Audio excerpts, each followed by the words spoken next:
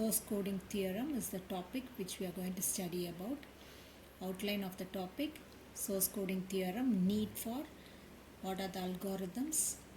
The main two algorithms are Shannon-Fanon and Huffman. So first topic is on source coding. What is the need for source coding theorem? Source coding theorem plays a vital role in converting a discrete information into binary symbols.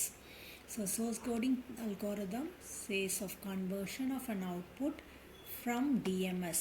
DMS is called as discrete memory-less source into a sequence of binary symbols. Hence the theorem states for a discrete memory-less source X, which will have an entropy h of x, the average code word length per symbol is bounded by L is greater than entropy of your discrete memory-less source. So what is meant by average code word and what is meant by entropy is already discussed in the previous chapter.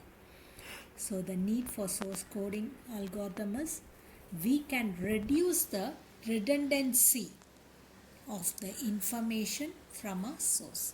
So the word redundancy is nothing but frequent appear of that particular symbol again and again. What are the important parameters involved in producing this theorem? First one is the calculation of average code length. We call it as L bar, which is going to be a cumulative approach with respect to probability of the available signals multiplied by length of the code word. So Ni is going to be the length of the code word determined by the algorithm into the probability value of each occurrence of that particular symbol in that source. Second calculation is code efficiency, which is denoted by neta, L minimum by L bar. Since we all know that the source coding algorithm should follow this bound. This is the boundary condition. Average code word is greater than the entropy of the system. Therefore, the L minimum is being equated with respect to the entropy of your system, as neta is going to be very much lesser than 1. Therefore, neta is equal to entropy of the system divided by average code word length. According to the source coding theorem, the reason why we study is going to reduce the redundancy. So we need to calculate the redundancy. Therefore, the third parameter calculation is called as code redundancy, which is denoted by gamma is equal to 1 minus neta. Neta is your code efficiency. So higher the redundancy, which means that your system is going to be more efficient with that type of algorithm what we are going to use. So now we move on to the second outline what we denoted. It is about the algorithm to be developed for this source encoding theorem. So the algorithm, we call it in terms of entropy coding or a source coding. It is defined as a design of variable length code. Its average code word length which approaches the entropy of a DMS. So the main two examples of entropy coding are Shannon-Fanon coding and Huffman coding. So we need to study about these two algorithms, which says about how does the source coding theorem is being evaluated or being studied. So the first algorithm we are going to see is named under the Shannon person who has introduced this law. And in your previous chapters, you might have studied about how to calculate the channel capacity using Shannon's law.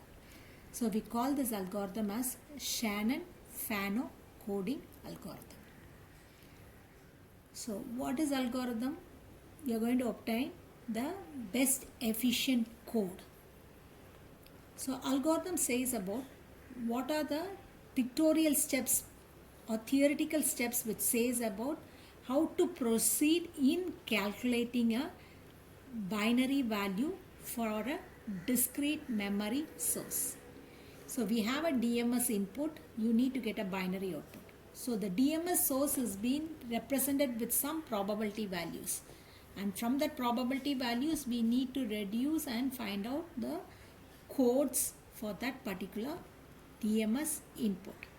So what are the various steps involved in Shannon-Fano algorithm? So step 1 says about you arrange the given symbols of the probability value in a decreasing order. So step 1, you need to arrange the probability values in a decreasing order. Step 2, partition the given probability in two sets with a equiprobable value. So you have to divide into two steps in such a case that the probability of the two sets should be of equiprobable value. And after getting a equiprobable value, you are going to assign bit 0 for the top one, bit 0 for the bottom one. Step 3, you are going to repeat the step 2 procedure until no partitioning is possible. You are going to repeat it until the partition is going to be stopped. Once the partition is stopped, your algorithm is done.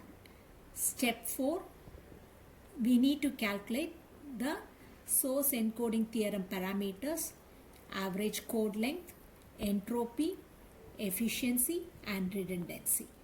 Once step 1 to step 4 has been finalized, we have designed a Shannon-Fano algorithm which will produce the very efficient binary digit codes.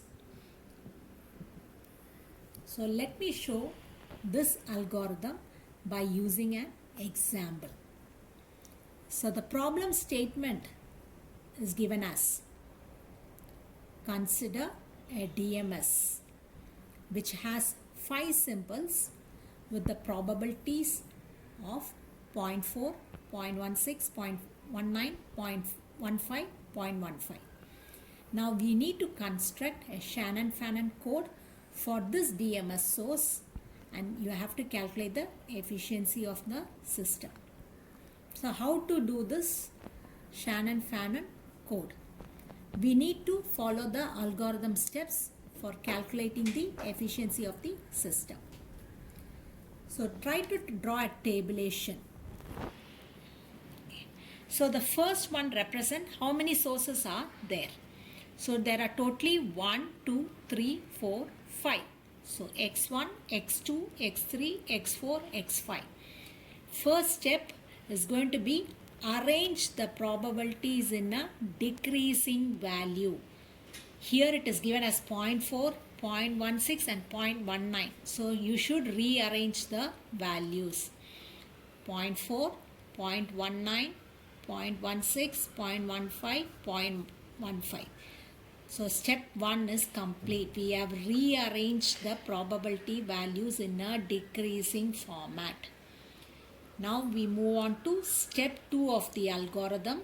Step 2 of the algorithm says that you need to partition into two sets which of equiprobable values. And the upper part is assigned to 0 and the lower one is assigned to 1. So you are coming back to this tabular column. I am dividing here into two sets. Set 1 is 0.4. The remaining 4 sources are being divided at the equal probable value. So this is 0.4. So 0.1, 0.6, 0.15, you will get it as 0.65 denoted in a red ink. So when I do the value of 0.4 and 0.65, it is approximately a equiprobable distance. So this is set 1, upper set, this is lower set. Upper set is being assigned with the value bit 0. Lower set is being assigned with the value 111. This is your step 2 procedure. Next, we are going to repeat the step 2 procedure until no partitioning has to be done. So this is over. This stage is over. So now we go on from the probability values 0.91, 0.16, 0.15 and 0.15. Again you are going to divide this 4 symbols into 2 equal probable set. So let us assume. Now we are going to do the step 2 again. We are going to divide 0.19 and 0.16 as set 1, 0.15 as set 2. So the probable value should be equiprobable 0.3 and 0.35 as you denoted in red ink. So again, once you have divided equiprobable, upper set will take the value as 0, 0. Lower set will take the value as 1, 1. Now we repeat the step 2 again for this particular stage. So we are going to divide this into 2 values 0.19 and 0.16. Upper set will take 0, lower set will take 1. Similarly, if you come for this stage 2, 0.15, 0.15, you are going to divide into 2. So you will get upper as 0 and lower as 1. So there is no partitioning after that. Till that you have finished all your probability values. So now you need to write down the code word. What is 0.4? 0.4 has only one stage, so it is 0. 0.19, if I come across, it will have 3 values, 1, 0, 0. Similarly, 0.16, 1, 0, 1. 0.15 is 1, 1, 0. 0.15 is 1, 1, 1. So this is the code word. Ni is going to be the length of the code word. How many bits? 1 bit. 3 bits, 3 bits, 3 bits, 3 bits. Now we need to find out P into Ni. P is the probability value, Ni is the length of the bit. So multiply Ni with Pi. 0.4 into 1, 0.19 into 3, 0.16 into 3, 0.15 into 3, 0.15 into 3. So the average code length is going to be the cumulative value of all 5 sources. So 0.4, 0.57, 0.48, 0.45, 45. The average code length is going to be 2.35 bits per symbol. Next is the entropy calculation. This calculation you have done it earlier in your earlier chapters. You know how to calculate it. This is the formula for entropy. P of k log base 2 1 by P of k. So P of k is nothing but the probability values of the individual sources of a DMS unit. So now you can find out the entropy. First is 0.4 log base. You can write down all your probability values, calculate the log base. It is log base 2, so make sure you calculate it with respect to log base 10 divided by 0.3010 value. So these are the entropies value. You can find out 0.528, 0.423, 0.425, 0.41, 0.41. Therefore, the entropy value is 2.226 bits per symbol. But for you finding out your Shannon-Fanon algorithm, we need to calculate what is the efficiency of the system. Neta is given as entropy divided by average code word length. Entropy value 2.226, L bar, it's calculated as 2.35 earlier. So once you divide it, you get the efficiency of the system as 94 percentile. So this is how you can convert a probability value of a discrete memory source into a binary value 0 and 1, and we can find out how efficiently you can code an algorithm. This is one technique of a source encoding algorithm or entropy coding algorithm using source coding theorem. Thank you.